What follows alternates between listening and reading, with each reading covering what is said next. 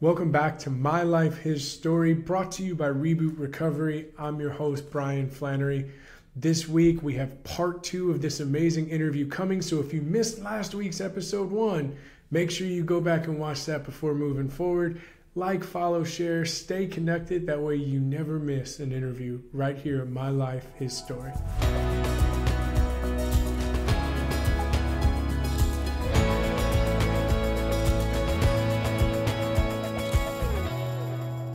So you're numbing, you're running, right? It's hard to say that you had a reboot experience because in your own words, it was just kind of a check the block. You were there, but you weren't necessarily engaged. And so who you sit today versus who that was at the time is significantly different. So I guess 100%. just to be blunt, like what happened? What was it that took you from where you were to where you are? So after that time of coming out of the hospital, within 90 days of coming out of the hospital, I put a bullet in my Glock, charged it, put plastic down in the bathtub, and tried to kill myself. And as you know, most people know, talking with other law enforcement that I work with, other first responders and stuff, Glocks don't ever fail. My Glock misfired twice. How that happened, I had no idea. It didn't fire. And I was like, okay, so that didn't work. So I mixed up a cocktail when my wife wasn't paying attention, a bunch of extra pills, and took them and said, okay, I'm not waking up tomorrow morning. And I can't explain it, but literally God said, okay, yeah, that junk that's in your system, it's out, it's gone. And I woke up the next day and was like, okay, I'm never doing that again. No matter how dark things have gotten, that thought has left my mind completely, where I'm like, okay, no. And when I talk to people that are struggling, when I talk to other first responders, when I talk to other vets, and they're like, I just don't want to be here anymore, we start working through it. We start, okay, why don't you want to be here anymore? Let's break this down and work through all that stuff. It could be family problems, it could be financial, it could be whatever it is. Breaking it down and working from there.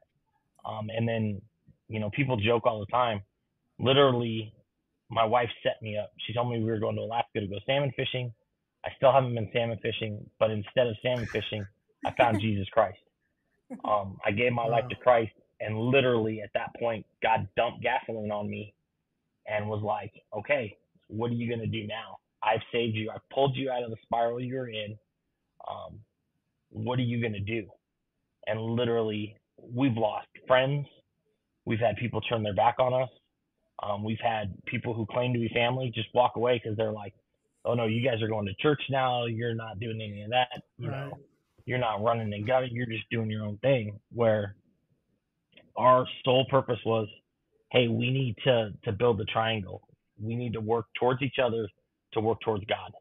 And that became the priority of our marriage, and showing our daughters, what a marriage looked like. I've had conversations with each one of my kids. It's kind of funny. Every time I finish a reboot class, I'll call my daughters and go, hey, you know what? I just learned something else. And I've been doing this for almost 4 years now, a little over 4 years. And I'll call them and go, hey, you know what? I learned something else. Hey, I'm sorry that back in, my oldest daughter, who's going to be 25 in November, has her in her phone. I called her a football bat. Bad time. I called her a football bat when she was like 17 years old. That is still my nickname in her cell phone today. So my issues that I had back then transferred onto my kids. I didn't realize it was going to. I didn't think about it at the time. But now looking at it, I'm like, man, I scarred my kids because I was too strong to ask for help. Well, I think there's this belief, right, that I think from the outside looking in, or even from the inside, that we can sometimes feel is like, you go to Alaska, you have this eye-opening moment where, you meet Jesus Christ, you give your life to him. And for some reason, people think that like, okay, that's it. There's no more struggle. There's no more pain. There's no more anything, right? But I'm going to dare to say that life didn't become gumdrops and rainbows for you. So I accepted Christ in July, and then the following May was in a helicopter crash, hog hunting here in Texas, Wait, where wait, wait, wait. Hold on, yeah, you heard hold it. on. Yeah, let's go You back. can't, you can't just, you can't just skim through that. Like you just tried to say that like as if you like you were catching a movie Friday night. Yeah. You just Uh-huh. said that you were in a helicopter crash.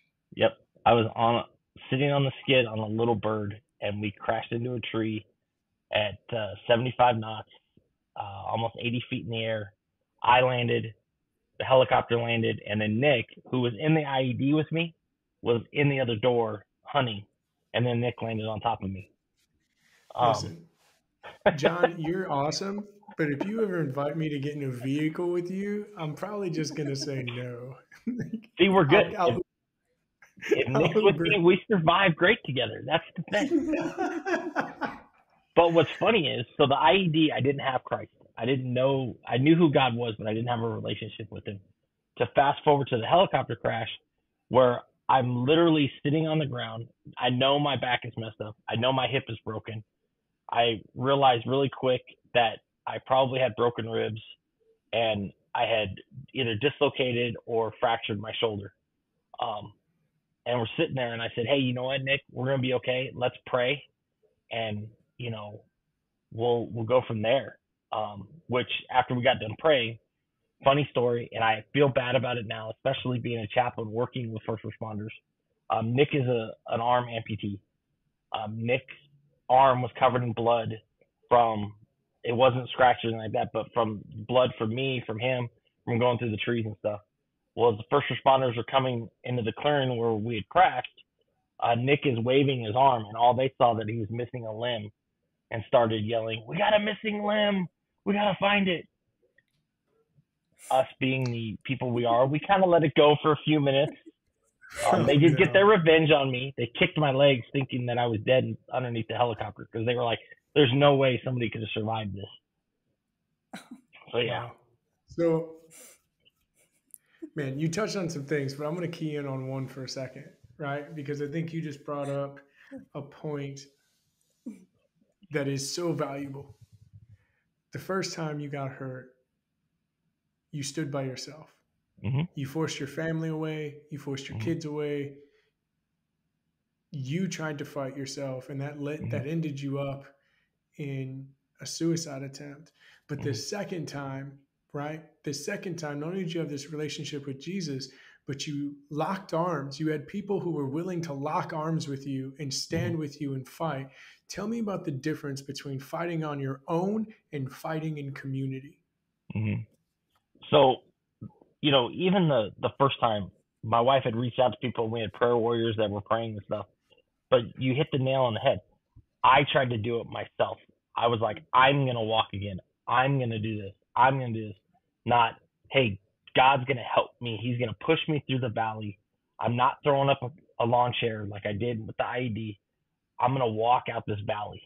Um, he's going to push me, and we're going to walk out of this valley. The helicopter crash was completely different. When I called Sarah and said, hey, look, here's what happened. I was in a helicopter crash. I'm okay. I've got injuries, but hey, it's okay. And she like immediately went back to Afghanistan all over again. And I'm like, hey, look, we're going to pray. Everything is going to be okay. We've got this. Don't worry about it. I just need you to come here and help me figure out what we're going to do. What's funny, it's not funny, but through that, my only goal was my daughter was graduating from high school the next week. So the helicopter crash happened on Saturday morning, and I was like, I got a week. I need to be back in Vegas to make it to her graduation. So that was my goal, was to make it back for that. I made it back to Vegas. Unfortunately, because I had to go into a rehab hospital, I couldn't go to it. So I watched it on uh, an iPad, which she was okay with. She ended up coming to the hospital afterwards, in her cap and gown and stuff. But it was just that whole thing. And even my daughters will say that who I was when I got injured the first time is completely different than the second time. Like they would come in the room and I'm like, hey, come over here. We're going to pray real quick and go from there, which that never, I can tell you without a shadow of a doubt, we never prayed when I got blown up with the IED. My wife may have prayed, the kids may have prayed, but I myself didn't pray. I made a bunch of false promises to God. Hey, if you get me out of this, I'll go to church. I'll give you my life, Sure. fully knowing that I wasn't going to do any of that stuff. To whereas with the helicopter crash, I was like, hey God, whatever you want to do, I'm here. You were with me. I know you're going to get me through it. So, Wow. Wow. Wow. And I think, man, that community means the world, right? Like having those people you can rely on, having those yep. people who are in your corner, who are fighting with you, many of which, you know, have been through similar as you. I mean, I think that's one of the beautiful things about Reboot, right? Is it's peer led, which Yep. means the people who are standing in front have once been seated in that seat, Mm-hmm. right? We may not walk the same path. We may not have taken the same steps to get to where we are, but we can Mm-hmm. all understand the route. And I Mm-hmm. think, you're an example of confronting your pain, choosing to heal from your pain, but then allowing God to use you to help other people get from where you've been to where you are. Mm-hmm. If you would ask me 10 years ago, if one, I was going to become a chaplain, if I was going to become a pastor, I would have said, you're absolutely crazy. And then to add to that, hey, are you going to facilitate Reboot? Absolutely not. There's no way. To now where I'm like, everywhere I go, people will see a shirt or they'll ask me a question. I'm like, oh, let me talk to you about Reboot. Oh, so you're not a first responder or you're not a combat vet? Well, let me talk to you about general trauma. And they're like, oh, what, Yeah. huh? Even where I came from, the church that I left in February, I built Reboot from the ground up there to where we had people coming consistently, 40, 50 first responders and veterans coming together, going through it, learning the curriculum, and watching them change to where week 1, week 2, week 3, a lot of them would come in because their buddy said, hey, you need to go through this. Or one of their sergeants was like, hey, man, I know you're struggling. Hey, you need to go through this class. And, the first couple of weeks, they would sit there, arms crossed. And I'd be like, that guy's just like me. That guy is just like That's me. right. Just watch. And I would tell all my facilitators, I even tell them now, watch, by week 4, their arms are going to come uncrossed and they're going to start writing in their field guides and watch the change that happens. And then to see them at the end, and then the next class will start. And who's the first one walking in the door 15 minutes before class starts is that veteran and that first responder going, hey, I missed the first 4 weeks. To be honest, I didn't want to be here and I wasn't paying attention. So I'm going to come back through. And then they would come back 3 and 4 times doing the same class, but they got something new out of it. And they're like, hey, can I help? And that's Yep. what separates us from other programs is it is peer led. It's people that have the t-shirts, that have been there, that have done that. And now they want to share with others the joy of Jesus Christ and the healing that they got from Christ, and they want to help facilitate Reboot and pass the message on. Our 3 jobs is easy. All we have to do is go and talk. God does all the work. He's the one that's healing all of our participants. So Yes. That's so awesome. I love to watch as he works through, and especially like you said, you nailed it. The responders, the ones that come in the hardest, mm-hmm. you see the greatest transformation. You see the greatest change, and it's so awesome to watch every time. And it's such a Narco blessing officers. to be part. Yep. Yep. Every time, I love it. Yep. All them narco officers that are going to watch this and they're going to be like, I don't need Reboot. I don't need that. Uh-huh. Yep. I'm good. Yep. I'm good. Mm-hmm. But John, that leads me to kind of my last question, right? If somebody is listening to this right now and they find themselves where you or many others of us have been, where they're struggling, they're running, they're hiding, they're numbing, they're crying, what is the one thing that you would tell them? The first thing I would tell them is don't give up. There is light at the end of the tunnel, and anybody can overcome trauma. That's our whole motto, is overcoming trauma one day at a time. It's not an easy process. By all means, it's not easy. There's going to be a lot of hard days, but the more you push through it, the more you open up to your brothers and your sisters, the easier it will get and the better it will become and the freer you will become. Because at the end of the day, that's the goal, is to break the bonds of the trauma that we faced and be free and live free. Wow. Well, John, I thank you for everything. And I guess what I would say to somebody that's struggling right now is just know that there are people all over this nation who care. And there are people who are willing to lock arms with you, just as they did with John, just as they did with me, just as they did with Heather. There are communities of people who care, and you can find those communities and more at rebootrecovery.com. John, Heather, thank you so much for joining us today for this interview. It was super special. Um, John, I can't thank you enough for just being willing, vulnerable. Man, you're just awesome. Always, brother. You know I'm a phone call away. That's right.